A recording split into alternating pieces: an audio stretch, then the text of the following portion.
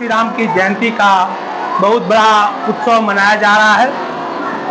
इसमें सभी आए हमारे सभी अतिथि एवं सामने हमारे बैठे सभी साथी बंधुओं सभी को शुक्रिया, धन्यवाद, जय हिंद। और साथ साथ आयोजक मंडली को भी तहे दिल से भाई बधाई और शुक्रिया अदा करता हूँ। देखिए, आज कांशी राम जी की जयंती है और यहाँ पर ये भी बात उठ गई है कि भाई नाम आ गया है शूद्र शिव शंकर सिंह यादव। विचित्र नाम है, शूद्र भी है, सिंह भी है, यादव भी है और शंकर भगवान भी है। बड़ा विचित्र नाम है, इसीलिए नाम जो है पूरा देश में फैल रहा है। ये भी बात सही है। देखिए, मैं अब तो कांशी राम की जयंती है तो मैं थोड़ा सा अपना परिचय के साथ बता देना चाहता हूँ। मैं यूपी बिहार के बॉर्डर चंदौली जिले का रहने वाला हूँ, बनारस से 60 किलोमीटर दूर। बच्चों, तुम लोगों के लिए बता रहा हूँ, मैं भी आज 75 साल का पूरा हो चुका हूँ। मेरी भी प्राइमरी में जब पढ़ाई हुई है तो बरगद पेड़ के नीचे हुई है। पहली बार हमारे गांव में स्कूल खुला था और ये भी बता दूं कि अपने खानदान का पहला लड़का था जो स्कूल जा रहा था। यूपी बिहार के बॉर्डर है, समझ सकते हैं, नक्सलाइट क्षेत्र था। नमक भी लेना होता तो हम 10 किलोमीटर दूर जमानिया गाजीपुर जिला से लाते थे। ऐसे जगह पर हम गांव में प्राइमरी किया, 3 किलोमीटर, फिर 8वीं पास किया। उस समय बच्चों प्राइमरी स्कूल भी बोर्ड से होता था, 8वीं भी बोर्ड से होता था। 8वीं भी हमने बोर्ड में एग्जाम दिया है। उस समय जिला में 25वां स्थान आया था मेरा 8वीं के। हाई स्कूल, इंटर, बीएससी भी मैंने टॉप करके 1973 में बॉम्बे में नौकरी करने आ गया। तब से यहीं पर आज मैं सेटल हो गया हूं अपने पूरे परिवार के साथ। अब जो आपको बता दूं कि एक घटना मेरे साथ नौकरी में रहते हुए घटी थी। 1982 दिसंबर में ऑफिशियल काम से मैं ITI नैनी गया हुआ था। तो अचानक एक दिन नैनी ITI फैक्ट्री से इलाहाबाद जाते समय नैनी जेल पड़ती है, उसके बहुत बड़ी दीवारों पर लिखा हुआ पाया बस के अंदर, ब्राह्मण, क्षत्रिय, बनिया, छोर और बाकी सब DS4। ये दिसंबर 92 की बात है। मैं बस में इस स्लोगन को पढ़ा, बस में ही मेरा दिमाग क्लिक कर गया कि मैं ब्राह्मण नहीं, क्षत्रिय नहीं, बनिया नहीं, इनको छोड़ के DS4 है क्या। फिर DS4 की तलाश करते करते मैं बंबई में बहुत नाटकीय ढंग से फिर मानवर कांशी राम के नजदीक आया। उस पर बड़ा लंबा समय हो जाएगा, कैसे हुआ वो तो बात की बात है। और उसी DS4 के जरिए मैं फिर कांशी राम साहब के नजदीक आया और फिर बामसेट में ज्वाइन किया। बामसेट में ज्वाइन करने के बाद एक चीज बता देना चाहूंगा कि मेरा दिमाग तो थोड़ा बचपन से ही थोड़ा ब्रिलियंट था ही। मैं अच्छा कैडर प्रशिक्षण भी शुरू किया। इसी बीच में एक घटना और घटी, 85 की बात है, 1985 की बात है। मैं बामसेट में ज्वाइन तो कर लिया था, लेकिन उसी समय पेपर में छपा, मोटिंग हेडिंग आई कि अगर रिडल हिंदम नहीं छापी जाएगी तो हम राम का पुतला जलाएंगे।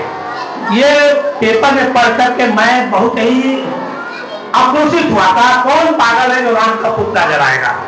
तब तक मैं हनुमान का पक्का भक्त था। हर शनिवार को मैं भी हनुमान के मंदिर में बिना चढ़ावा, बिना पूजा पाठ किए नाश्ता वगैरह नहीं करता था। आपकी तरह मैं भी था। लोगों से पूछा क्या बात है, कौन पागल है जो राम का पुतला जलाएगा। तो पता चला कि रिलीज से हिंदुज्म जो है महाराष्ट्र सरकार छापना चाहती थी और बाला साहब ठाकरे उसका विरोध कर रहे थे। उसी विरोध में RPI ने काला घोड़पन मोर्चा निकाला था। तो मोर्चे में बात कही गई। मैं बोला ये किताब कहाँ मिलेगी, मुझे किताब उस चोरी से मिली है इंग्लिश में। उस किताब को लेकर के 2-3 बार पढ़ा मैंने। पढ़ने के बाद मंथन किया तो मैं तो साइंस का स्टूडेंट था, इंजीनियर था, मुझे लगा कि मैं कुछ अब पढ़ा लिखा हूं। तो उसके किताब पे मंथन करने के बाद फिर जो हमारे घर में हनुमान का मंदिर था उसको लेकर के तुरंत लगा के कचरे में फेंक दिया उसी समय। और तब से आज तक 40 साल के ऊपर हो गया, भगवान नाम का भूत हमारे आसपास भटकता नहीं है। वो डर के भागता है मुझसे लोग। मैं बता दूं कि मुझे तर्क किया, आपको भी चाहता हूं, जिंदगी में एक संकल्प लीजिए, आज जाग के रात को मत सोइए। आप एक चिंतन करिए, सोचिए कि हमें भगवान क्यों चाहिए। आज रात को चिंतन करिए, रात भर सोचिए हमें भगवान क्यों चाहिए। फिर कहिए भगवान नहीं चाहिए, क्या बिगाड़ लेगा और क्या बिगड़ जाएगा। देखिए आपको एक ताकत मिलेगी, आपको आत्मविश्वास मिलेगा, अपने कर्म पर भरोसा होगा, पढ़ाई पर भरोसा होगा और आप सफल जो है इंसान बन जाएंगे। भगवान एक बैसाखी है, किसी को सहारा चाहिए ना, तो हमको भगवान एक बैसाखी की तरह है। आप भगवान का सहारा देते हैं। जो कम बुद्धि के होते हैं, जो मेहनती नहीं होते हैं, जो परिश्रमी नहीं होते हैं, जो चोर बेईमान डकैत होते हैं, वही ज्यादा भगवान के भरोसे जाते हैं और वही गलत काम भी ज्यादा करते हैं। मेरा 40-50 साल का अनुभव भी है, एक्सपीरियंस भी है। सबसे पहले बात अब इस बात उठ रही है, भगवान की तो कुछ महिलाएं बहुत ज्यादा हैं। मैं बता देना चाहता हूं कि यहाँ महिलाएं बहुत से हैं, भगवान को तो नहीं मानते, डर इनके अंदर जरूर भरा है, जरूर कुछ न कुछ डर जाती है। भगवान का डर अभी निकल नहीं रहा है किसी के दिमाग। ये माने उन्होंने डर एक बना हुआ है। एक में सवाल पूछता है, औरतें अच्छा है, माहौल अच्छा है, तो मैं आज इस पर चर्चा करना चाहूंगा। अब जाड़े के दिनों में स्नान मत करिए 10 दिन, जाड़े के दिनों में क्या मत करिए, 10-12 दिन स्नान मत करिए, कपड़े मत बदलिए। आपके यहाँ जानते हैं क्या पैदा हो जाएगा, जीव भीड़ जिसको बोलते हैं, और कपड़े में क्या पैदा होगा, चिल्लर। पता है ना आप लोगों को, यहाँ चिल्लर पैदा होगा। बताइए कौन पैदा किया, किसी भगवान ने पैदा किया, आपने पैदा किया। कोई जीव है, काटता है, काट के भागता है, चालाक भी है, काट के भागता है कि नहीं भागता है, तो जीव है। वो जीव कौन पैदा किया, आपने किया है, तो उस जीव के भगवान आपको गई है। ब्रह्मा विष्णु महेश ने नहीं पे, ऐसा आपने एक वहां पर एटमॉस्फियर पैदा किया, ऐसा नेचर पैदा कर दिया कि जीव पैदा। तो जानिए कि जीव की उत्पत्ति जो है प्रकृति से है, नेचर से है, किसी देवी देवता भगवान के कारण जीव पैदा नहीं हुआ है। और ये भी वैज्ञानिकों ने सत्य साबित कर दिया है कि जो भी सृष्टि की रचना हुई है, समुद्र के पानी सबसे पहले हुई है। समुद्र के पानी से जीव की रचना हुई है लाख करोड़ साल पहले। आपको बता दूं कि कोलंबस ने नई दुनिया की खोज, प्रमाण दे रहा हूं, कोलंबस ने नई दुनिया की खोज किया था। तो जब कोलंबस अमेरिका पहुंचा, तो जानते हैं क्या पाया, तो देखा कि यहाँ भी जैसे यूरोप में, भारत में इंसान है, वैसे वहां भी इंसान है। गाय गोरू बैल बकरी भैंस कीड़े मकोड़े, इधर वनस्पति भी अमेरिका में थी। तो आप बताइए कौन वहां पैदा किया। कई हजार कोस दूर है, 12-13 घंटा लगता है एरोप्लेन से जाने में। कोई वहां आता जाता नहीं था, न ब्रह्मा विष्णु महेश वहां नहीं कभी गए। तो वहां कौन सृष्टि की रचना किया। आपको बता दूं कि सिर्फ समुद्र ही ऐसा था जो यूरोप में भी जाता था, अमेरिका में भी जाता था, भारत में भी जाता था। इसलिए पूरे भूमंडल में सिर्फ और सिर्फ समुद्र के पानी से जीव जंतु पैदा हुआ है। संक्रमण होते होते लाखों करोड़ साल के बाद जीव ऐसे पैदा हुए, फिर जमीन पर आए, जमीन से आकर के सबसे पहले बंदर, हम लोगों का डीएनए बंदर से मिलता है। बंदर बने, बंदर से बनमानुष बने, बनमानुष से आदि मानव बने, आदि मानव से हम मानव बने हैं। ये मानव जो बने हैं उसी से 20-40-50 हजार साल पहले के बने हैं, बहुत ज्यादा पुराना नहीं है। तो आप ये घमंड छोड़ दीजिए कि हम इस जात के हैं, उस जात के, हम इस धर्म के हैं, उस धर्म के, सब बकवास है। हम सब लोग इंसान हैं, एक ही डीएनए से पैदा हुए हैं। कोई न ऊंचा है, कोई नीचा है, न कोई बड़ा है, न कोई छोटा है। एक चीज और प्रमाण देना चाहता हूं कि औरतों को कंफ्यूजन होगा। एक बहुत बड़ी चारदीवारी 10-20 एकड़ में बना दीजिए। कितने एकड़ में? 10-20 एकड़ में, जेल की तरह। उसमें 4-5 लड़के और लड़कियों को छोड़ दिए। कितने साल के? 2.5 साल 3 साल के।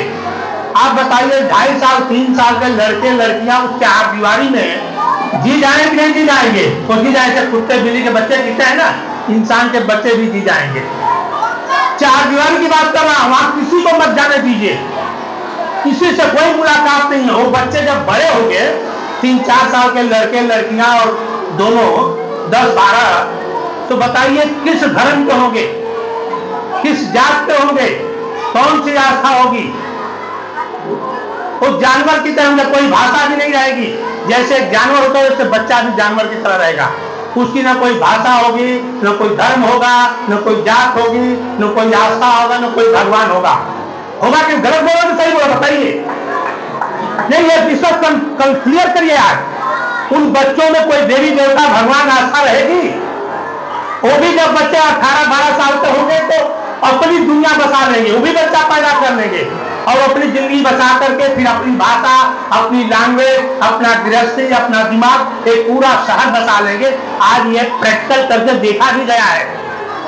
एक और चीज बता देना चाहूँ, हमारे ही देश में जहाँ पे आजकल हिंदू मुस्लिम और ऊंच नीच छुआछूत जात पात जो ब्राह्मणी पाखंड जो आजकल फैला हुआ है, एक और प्रमाण देना चाहता हूँ। हमारे देश में अंडमान निकोबार है, जहाँ सेंटलेट आइलैंड है, एक सुनामी आई थी 2006 में, उस समय उसका हेलीकॉप्टर से पता चला।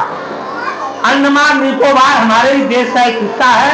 वहाँ आज भी वहाँ के निवासी कोई कपड़ा नहीं पहनता है, सब नंगे रहते हैं। क्या खाते हैं, क्या पीते हैं, किसी को कुछ पता नहीं आज तक। वहाँ जो भी जाता है उसको मार देते हैं। हमारे देश की बात कर रहा हूँ, हमने गूगल से देखा, आप भी देख सकते हैं। वहाँ के लोग आज भी नंगे रहते हैं, कोई कपड़ा नहीं, कुछ नहीं, हम उन्हें देखा है। तो ये जितने हैं हमारे देश में ही बता रहा हूँ, कोई दूर की बात नहीं है।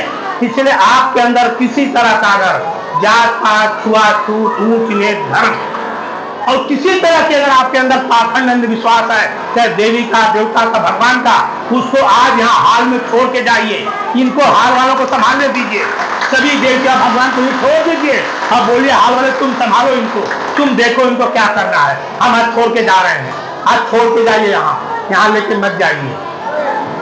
मैं एक और बात बता देना चाहता हूँ, जैसे कि बहुत से चर्चा होती है आजकल बहुत ज्यादा हमारे देश में जो है। मैं एक सवाल पूछता हूं, अल्लाह अकबर, अल्लाह अकबर का मालूम नहीं? अल्लाह अकबर, गॉड इज ग्रेट, ईश्वर तुम महान है और कुछ नहीं है। अल्लाह अकबर कहने वाले को हमारे कुछ हिंदू लोग मानते हैं, नहीं मानते ना? मानते हैं कि मानते हैं, बताइए। हिंदू नहीं मानता ना अल्लाह को? बोलिए भाई, सही कि गलत? हिंदू अल्लाह को नहीं मानता है ना, तो नास्तिक हुआ कि नहीं हुआ? एक तरह से भगवान का नास्तिक हुआ ना। और मुसलमान जो है राम को नहीं मानता है, वो भी एक तरह से नास्तिक हुआ। मैं कहता हूं मैं दोनों को नहीं मानूंगा, तीनों को नहीं मानूंगा, तो मैं कौन सा अपराध कर दिया भाई, बताइए? मैं कोई गलत काम किया क्या, बताइए भाई? एक नजर से तो हिंदू भी नास्तिक हुआ, एक नजर से तो मुसलमान भी नास्तिक हुआ। हम कह रहे हैं हम दोनों को नहीं मानेंगे, तो हम दोनों तीनों के नजर में नास्तिक हो गए। लेकिन नहीं, नास्तिक नहीं होना है, ये भी बता दूं मैं, वास्तविक होना है। एक नजर वास्तविक होना है। गॉड है, गॉड है, ईश्वर है। मैं आपको बता दूं, मैं सबसे बड़ा आस्तिक हूं, मैं गॉड को पूरा भरोसा करता हूं। अब एक मिनट मैं बहन, एक मिनट जरा शांत रहिए, मैं क्या बताने जा रहा हूं, बहुत बड़ी बात बताने जा रहा हूं मैं, ध्यान से सुनिए। अब रात को अंतरिक्ष में देखिए, लाखों करोड़ तारे हैं कि नहीं है? वो तारे जो सूर्य के समान हैं, बहुत दूर है, सूर्य के समान है। हम लोग सूर्य के परिवार में रहते हैं। किसके परिवार में? सूर्य के परिवार में कौन कौन रहता है? पृथ्वी है, चंद्रमा है और 9 ग्रह है। ये कौन सा परिवार है? सूर्य का परिवार है। तो सूर्य के परिवार के कारण ही, सूर्य का चक्कर लगाने से ही हमें हवा मिलता है, पानी मिलता है, प्रकाश मिलता है, और इसी हवा, पानी, प्रकाश और वायुमंडल के कारण जीव पैदा होता है। तो अगर ब्रह्मांड जितना तेजी से चलता है, अगर वो न चले तो आपको एक सेकंड कोई नहीं जी सकता है। तो वही जो नेचर है, प्रकृति है, जो ब्रह्मांड पे था, वही गॉड है, वही ईश्वर है, वही अल्लाह है, वही भगवान है, जिसको पूरा विश्व मानता है। गॉड, अल्लाह, भगवान किसी भी फोटो और मूर्ति में नहीं होता है, वो प्रकृति है, नेचर है, उसको आप यही नहीं, वो 24 घंटा आपको देख रहा है, आपको वाच कर रहा है, आप क्या कर रही हैं, कैसे कर रही हैं, किधर अत्याचार करें, किधर गलत काम कर रही हैं, वो सब आपको मॉनिटर कर रहा है। अगर आप यहाँ ध्यान रखेंगे कि somebody watching me, कोई हमें देख रहा है, तो कोई गलत काम आप करेंगे? सीसीटीवी कैमरे की तरह गॉड वॉच कर रहा है। मैं आपको बता देना चाहता हूँ, हमारे लोग क्या सोचते हैं कि भगवान को मंदिर में है, चलो चोरी कर लो, बेईमानी कर लो। अरे महिलाएं भी अपने परिवार में बहुत कुछ करती है, मैं देखा हूँ। परिवार में ही छोटा मोटा भाई है, भतीजा है, अपना हाथ पराया है, दूसरा है, तीसरा है। अरे देखो कि जो भी तुम कर रही हो सब गॉड देख रहा है, सुन रहा है, आपको सजा भी देता है। इसलिए मैं कह रहा हूँ कि आज के बाद आप लोग जो है मानिए कि कोई है जो हमें देख रहा है, आप कोई गलत काम नहीं कर सकती हैं। देखिए मैं 75 साल का हूं कि आज तक देवी देवता भगवानों को नहीं मानता हूं, कोई पूजा पाठ नहीं करता हूं, फिर भी आज तक मैं अस्पताल नहीं गया हूं। और मैं चैलेंज भी दिया था कि मेरा भगवान 75 साल तक नहीं बिगाड़ सकता है। मैं 75 साल होने में पहला जन्मदिन मनाया था। ये आपके हमारे भारत राष्ट्र के जो है चैनल वहां पर वो गए हुए थे, बड़े अच्छे ढंग से, बड़े बढ़िया तरीके से, बड़े शान से लोगों ने हमारा 75वां जन्मदिन मनाया। मैं कभी नहीं मनाता था जन्मदिन, लेकिन अब मैं यही कर करके सोचता हूँ कि हाँ एक चीज और आ गई है बात, 2 मिनट। हाँ, शूद्र शिवशंकर मैं कैसे बन गया? मेरा नाम शिवशंकर राम कमल सिंह यशार सिंह, बम्बई में फेमस नाम है।